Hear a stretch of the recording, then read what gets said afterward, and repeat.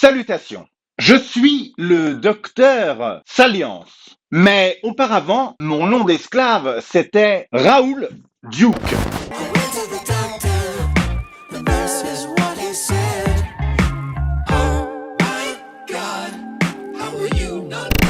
Aujourd'hui, nous allons encore une fois explorer l'univers de Batman, puisque nous allons disséquer ensemble un comics qui s'appelle Arkham Asylum. Toi aussi, pose avec un de tes comics préférés, comme, tu sais, ces mecs qui posent avec des poissons sur Instagram. Sorti en 1989, Arkham Asylum est un one-shot écrit par Grant Morrison et dessiné par Dave McKean. Conçu comme une plongée dans l'inconscient du Chevalier Noir, cette histoire c'est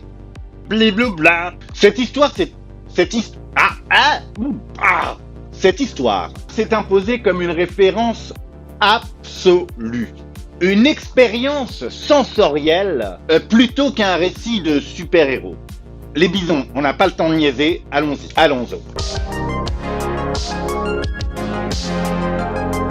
Ce qu'on appelle l'intrigue n'est qu'un prétexte. Une vieille excuse de conteur, Batman entre dans l'asile d'Arkham. Voilà, c'est tout. Fin. Bon, non. Évidemment, ça n'est pas vraiment la fin. On sent très vite que ce n'est pas Batman qui descend. Mais en fait, c'est nous. Parce que l'asile d'Arkham, ce n'est pas un lieu. C'est un miroir. Tu crois lire une histoire. Tu tournes les pages. Tu avances. Mais en fait, non. Tu t'enfonces. Chaque case est un escalier qui s'effondre sous tes pieds. Chaque bulle est un chuchotement que tu reconnais sans savoir pourquoi. Les fous d'Arkham, ce ne sont pas des ennemis. Ce sont des échos, des fragments de toi que tu as enfermés à double tour. Le Joker, Killer Croc, Double Face, l'épouvantail. Tu les croises. Tu crois les observer, mais en réalité, tu retrouves des morceaux que tu croyais avoir perdus. La pulsion de chaos, le cerveau reptilien, la peur, nue et sans visage, l'ambivalence paralysante. Tous ces aspects que tu portes en silence, que tu déguises en routine, en choix rationnel ou en sourire.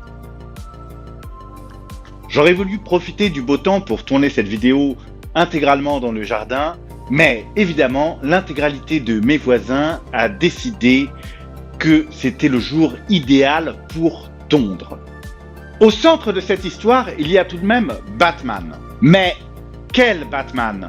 Celui des muscles et de la discipline? Non. Celui de la fracture. Celui qui se croit solide car il ne s'autorise pas à tomber. Mais chaque pas qu'il fait dans la ville le rapproche de ce qu'il est vraiment. Un homme pris au piège d'un masque devenu sa peau. Un homme qui vit dans la peur du lâcher-prise. Car il sait que derrière sa mission, il n'y a plus rien. Et à mesure que les murs se resserrent, que les mots se déforment et que les visages se liquéfient, on sent quelque chose vibrer. Une ancienne douleur, jamais soignée, bien emballée, cachée, enfouie. Un souvenir d'enfance, une honte, un moment de silence qui nous a coûté trop cher. L'asile le sait. L'asile sent les choses que l'on ne veut pas nommer. Il les fait parler. Alors, la lecture devient une sorte de rituel psychomagique, une confrontation intime avec nos figures d'ombre. L'on descend dans cet asile comme l'on descend dans une séance de psychothérapie improvisée, mais avec des vitraux en feu et des horloges molles. Il n'y a plus d'ennemis, plus d'alliés, juste des aspects refoulés, des voix qu'on a appris à ignorer, des symboles à vif.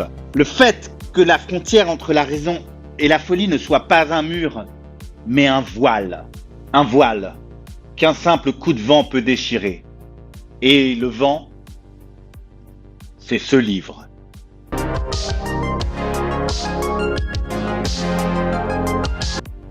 Si Morrison écrit un rêve freudien fiévreux, Dave McKean le met en image avec une approche qui pulvérise toute notion de cadre et de continuité graphique. Oubliez la narration claire et limpide. Ici, tout suinte, dégouline, se disloque. Les personnages sont souvent méconnaissables, parfois réduits à des silhouettes déformées par la texture du papier. La réalité semble en perpétuel état de mutation, comme si la folie d'Arkham contaminait les pages elles-mêmes. Lire Arkham Asylum, c'est comme être enfermé où les murs des pièces changent de forme dès que l'on cligne des yeux. Chaque page est une hallucination, chaque image est un piège. On croit comprendre, puis tout nous échappe. Parfois flou, parfois fragmenté, en morceaux de visage superposés. Rien n'est stable. Rien n'est jamais figé. Un virus mental infecte chaque page. Et quand on referme ce livre, on se surprend à chercher des ombres cachées dans les recoins de la pièce.